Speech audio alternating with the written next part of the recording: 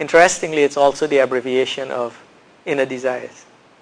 But it means id in Latin means inner desires. The ego is a Latin word that means I. And when they translate it, they normally say I, comma, myself, to emphasize that it's me. The guy talking here. And the superego is a function of the mind of the person, the self of the person, that watches his decision-making process and attempts to influence him.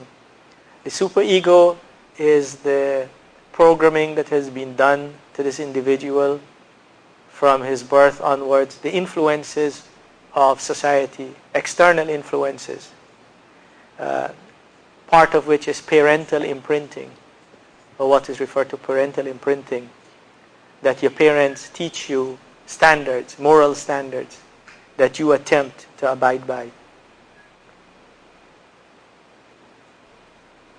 Allah spoke about the nafsul ammaratu bisu, the inner desires. The inner desires can be broken down into two parts, as I see it. The philosophers only mention one, most of them. Remember, they vary. They think that the inner desires is mostly negative in nature. I think that the inner desires of a human being can be positive and negative also. And there's a part that is purely positive, and that is the fitrah within a person. A natural inclination towards what is right, what is just, what is good, what is upright, what is wholesome, what is holy, what is righteous. The fitrah. A built-in mechanism that Allah instilled within every human being. فطرة الله التي فطر الناس عليها. The pure state that Allah has created man upon. The Prophet ﷺ said, كل مولود يولد على الفطرة وإنما أبواه يهودانه وينصرانه ويمجسانه. That every child is born in a state of fitrah, and it is his parents that make him a Jew, a Christian, or a fire worshipper. And parents here is a representation of external influences, social influences. And the ones who most likely, normally have influences upon the child are the parents. At least that's the way it should be. Perhaps it no longer is. Maybe it's Barney's job now that he decides what you believe is moral standards and what's not. Maybe it's TV, maybe it's Hollywood. They decide what is right and what is wrong. Maybe it's the teacher in the classroom. It's a big job to give anyone. It's a right that belongs to the parents. I will decide for my kid what's right and what's wrong. That's a parental imprinting. That becomes later on the superego. So Allah created us in a state of fitrah, which is pure and natural. A driving force that exists within the person that directs him towards good. If left untampered with, if left unadulterated, this child would go back to the worship of Allah. Isn't that so? Would you see that? Can you picture that? A child born and not influenced by people. Society did not teach him bigamy, for instance. Do you think he will have that within him?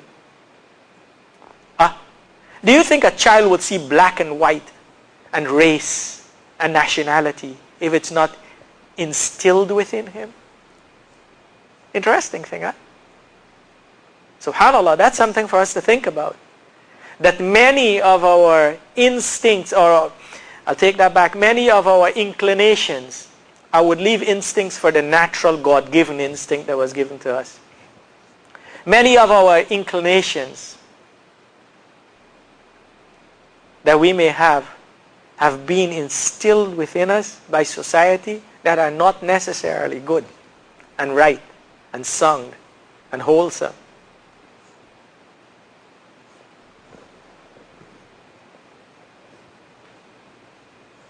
The inner desire of the person, part of that is a nafsul ammaratu bisu.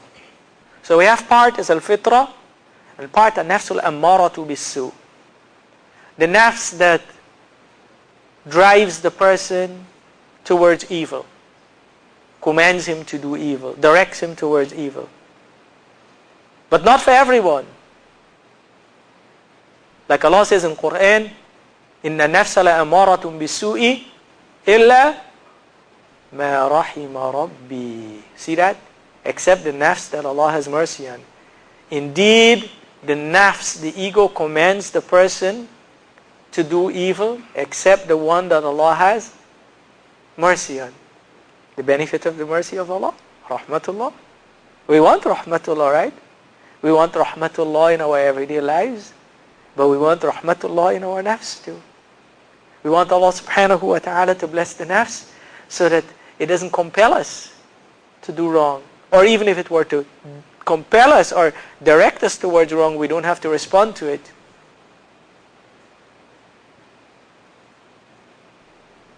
And that is the nafs that Allah is referring to in this ayah.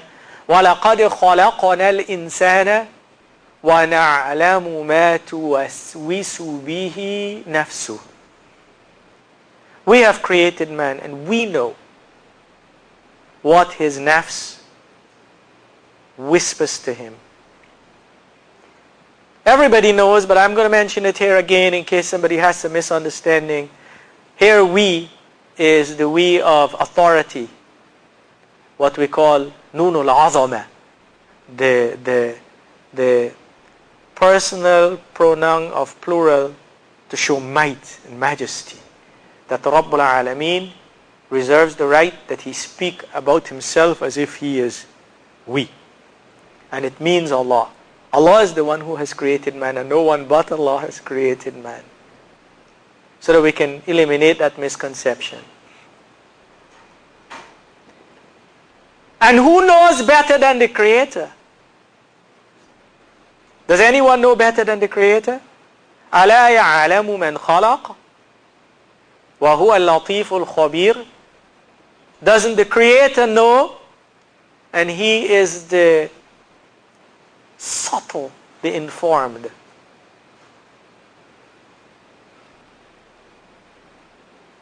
He knows the whispering takes place.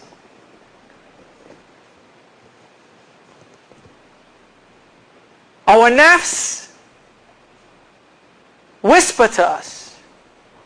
And the choice of word here, whisper. Allah didn't say talk or says to him.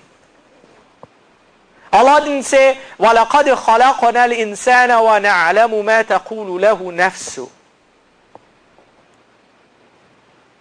Allah didn't say we created man and we know what his nafs says. Implies that it's inside, it's where only that man hears.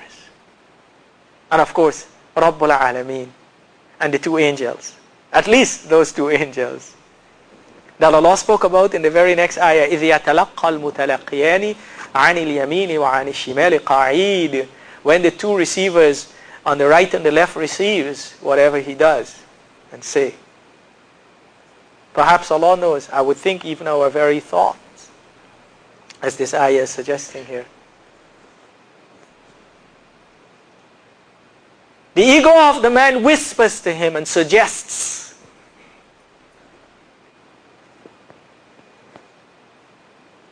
Evil thoughts at times. It is my belief that whatever we do, there is something from the nafs that moves us. Be we aware of that influence or not. Deep down, something is moving us. A lot of times we're not thinking about it.